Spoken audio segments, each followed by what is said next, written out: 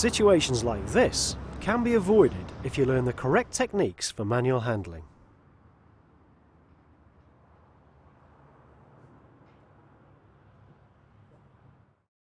More than a third of all workplace injuries result from manual handling activities.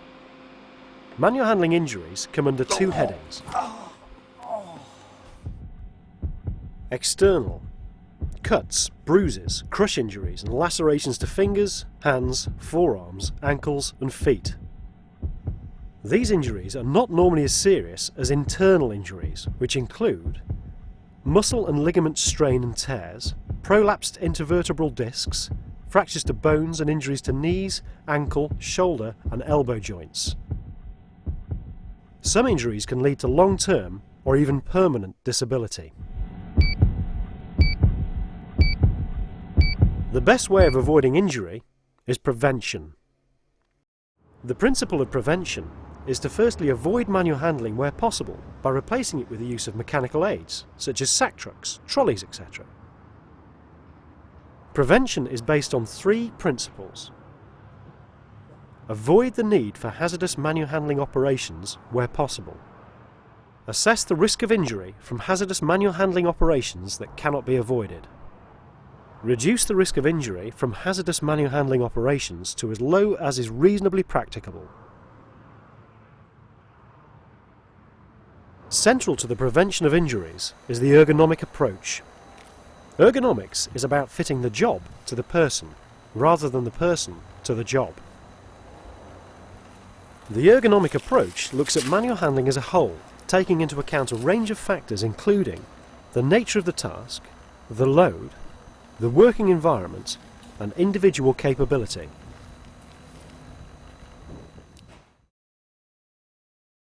The task. Does the task involve holding loads away from the body? Repetitive actions. Will it involve twisting, stooping, or reaching upwards? Large vertical movements. Excessive carrying distances. Lifting and carrying intrinsically unsafe items. Strenuous pushing and pulling. Unpredictable movement of the load. A work rate imposed by a process. Insufficient rest or recovery time. The load. Examine the load. What does it weigh? Is it too heavy to safely lift? Is it bulky or unwieldy, like a sack of cement? Where's the centre of gravity? For example, a computer monitor. Is it difficult to grip or grasp? Is it unstable or unpredictable? Is the load delicate or fragile, like a sheet of glass? Is the load intrinsically unsafe? For example, has it got sharp edges, rough surfaces, seeping chemicals, or is it hot or cold? The working environment. How will the environment affect the task? Are there constraints on posture? For example, low headroom, confined spaces, etc. Is there a poor workplace layout, obstacles and trip hazards, etc.? Does the task require lifting from floor level or above shoulder level? Are there obstructions or damaged or slippery floors which may cause slips or trips? Is there strong air movement, for example high winds?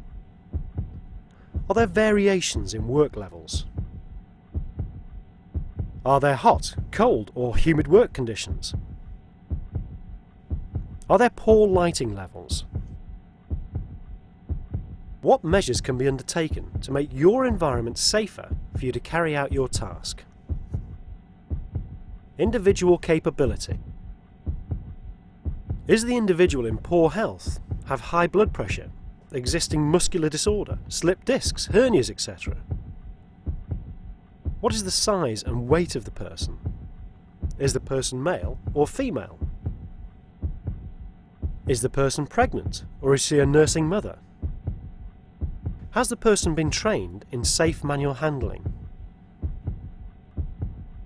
Employees should inform their employer of any medical conditions which may affect their ability to handle a load.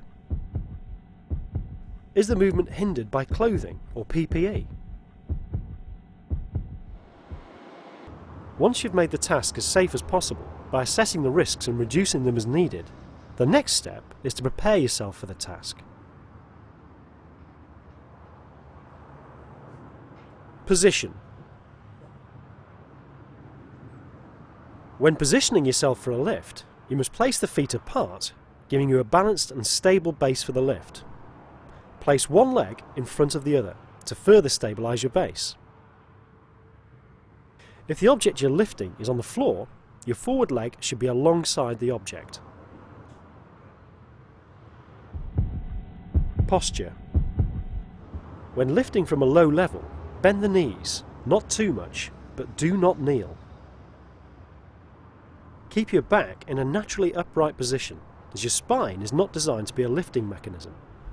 Remember that your leg muscles are the most powerful muscles in the body, and therefore the most effective and efficient muscles for lifting. Lean forward a little over the load in order to get a good grip and to prepare your centre of gravity for the extra load. Keep your shoulders level and face forwards. Grip. When taking a grip on the load, try to keep your arms within the boundary formed by your legs. Get a firm grip on the object using the whole of your hand, not just your fingers. Lifting using a hooked grip will reduce possible fatigue in your fingers and create a safer lift. The lift. Once you've taken a firm grip on the load, you should keep your head facing forwards. Always lift slowly and smoothly. The load should not be jerked or snatched, as this can make it harder to keep control and can increase the risk of injury. Keep the load close to the body for as long as possible while lifting. Keep the heaviest side of the load next to the body. Move. Always move off in the direction you're facing. If you need to change direction, wait until you've completed the lift. Never twist whilst lifting. Continue to keep the load close to your body and don't change your grip on the load unless the load is supported. Don't twist the trunk of your body when turning corners and keep your arms tucked into your side. Lower. Lowering your load is a reverse of the lift. Keep your back in a naturally upright position and lower with your legs. Keep your head and eyes forward and lower smoothly. You must also be aware of the potential for trapping fingers or feet. Team lift. Sometimes it'll be necessary to lift a load with another person or even a team of people. If this is the case, remember the following. Always try and lift with people of a similar height and build. Select one person to control the lift. That's the person who will give the instructions to lift, move, etc. All move at the same time and move smoothly and steadily. The best way to move a load is to use a manual handling aid, such as a pallet truck or sack truck. This will mean that you need to push or pull. Pushing and pulling. When performing one of these tasks, you must always keep your back in a naturally upright position. If the options available to you, push rather than pull. This is partly due to the fact that if you pull, there is a chance that the load could overrun and possibly trap you between your load and other objects. Firstly, check that your route is clear from obstructions, slippery surfaces and other people. Once you've determined that your route is clear, take a firm grip and stay close to your load. Lean in the direction that you're pushing and push off with the power from your legs in a smooth and controlled manner. Don't move too fast, and when you reach your destination, stop slowly, smoothly and under control. Summary. Remember, whichever type of manual handling you're going to undertake, you must prepare yourself fully and remember the key aspects of: use a mechanical aid if at all possible. Make sure your path is clear. Keep your back in a naturally upright position.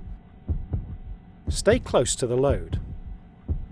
Get a good grip on the load. Move slowly and smoothly. And use the power in your legs. Take care and keep safe.